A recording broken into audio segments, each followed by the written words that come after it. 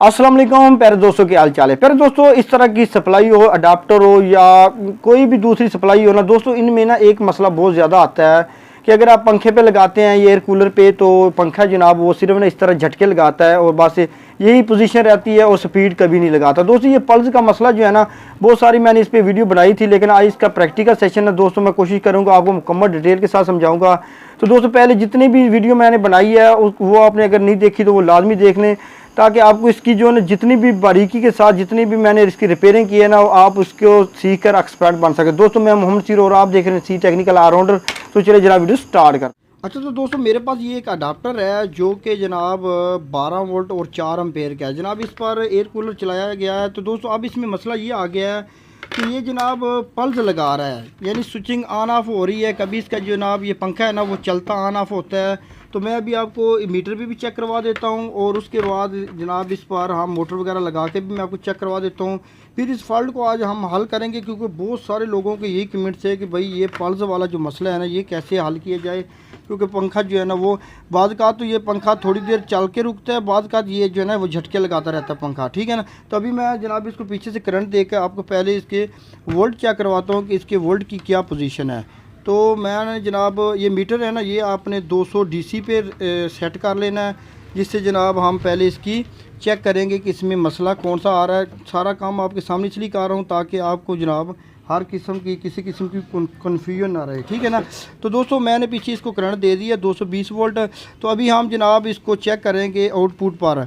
तो दोस्तों ये आप यहाँ पे मीटर में रखता हूँ, ये मैं आपको चेक करवाता हूँ कि ये जनाब इसके आप नोट कर रहे हैं कि ये जनाब इसके वोल्ट जो है ना वो अप डाउन हो रहे हैं। ये देखें, ये 12 वोल्ट का है ना, ये कभी 10 वोल्ट करता है कभी 9।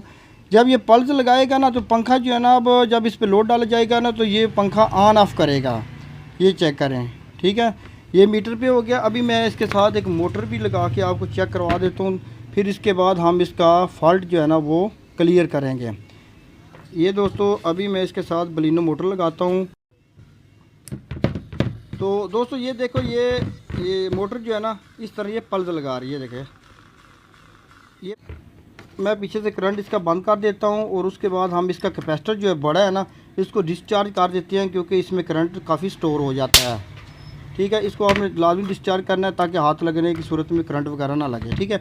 अच्छा दोस्तों, इस सूरत में ना इसमें तकरीबन 2 मसले सबसे ज़्यादा आते हैं। पहले नंबर पे अगर इस तरह की पल्स आ रही है ना तो फिर तो जनाब आपने सबसे पहले तो आपने कैपेसिटर जो है ना इनपुट वाला, चाहे 250 वोल्ट का है चाहे 450 वोल्ट का है, ये आपने लाजमी चेक कर लेना। अगर ये ब्लास्ट हो जाए ना तो उस सूरत में भी ये मसला आ जाता है, ठीक है। और उसके बाद ये जो आउटपुट वाले कैपेसिटर है ना 25 वोल्ट का हो या 35 का या 16 वोल्ट के लगे होते हैं, अक्सर 2 कैपेसिटर लगे होते हैं। ये दोस्तों आपने लाजमी चेंज जो है ना चेक करने हैं। अगर तो ये कैपेसिटर बिल्कुल ठीक है, जैसा कि ये कैपेसिटर आप चेक कर रहे होंगे कि ये बिल्कुल ठीक है और ये कैपेसिटर भी बिल्कुल फिट खड़े हैं, इसमें कोई मसला नहीं है, तो दोस्तों उस सूरत में फिर आपने क्या करना है, इसके 2 मसले मज़ीद आते हैं। वो दोस्तों होती हैं जनाब इसकी जो आउटपुट जो रजिस्टेंसें होती हैं ना इसमें मसला आता है। अच्छा, कुछ मॉडल ऐसी होती हैं जिस पर एक ऑटो कपलर लगा होता है। दोस्तों अगर ऑटो कपलर अगर एक हो ना, जैसे ये 2 ऑटो कपलर है, अगर एक ऑटो कपलर हो ना तो उसके फ़ौरन बाद जो पहली रजिस्टेंस होती है ना ये दोस्तों अक्सर मसला कर जाती है, जिसकी वजह से ये पल्स लगाता है। और उसका हल यही है कि आप रजिस्टेंस डायरेक्ट कर दें, बदलने की कोई ज़रूरत नहीं है कि लाजमी नहीं कि आप नंबर जनाब उसी नंबर का लगाएं, क्योंकि इसमें अक्सर नंबर जो है ना वो गायब ही हो जाता है। अगर आपके पास इस सेम किट पड़ी हो तो फिर आपको नंबर का पता चलेगा, वरना आप इसको डायरेक्ट कर देंगे ना उस सूरत में भी ये मसला हल हो जाएगा। अच्छा, कुछ अडाप्टर होते हैं जिसमें ये डबल ऑटो कपलर लगा होता है, ये ऑटो कपलर लगे हुए हैं ये, ठीक है ना।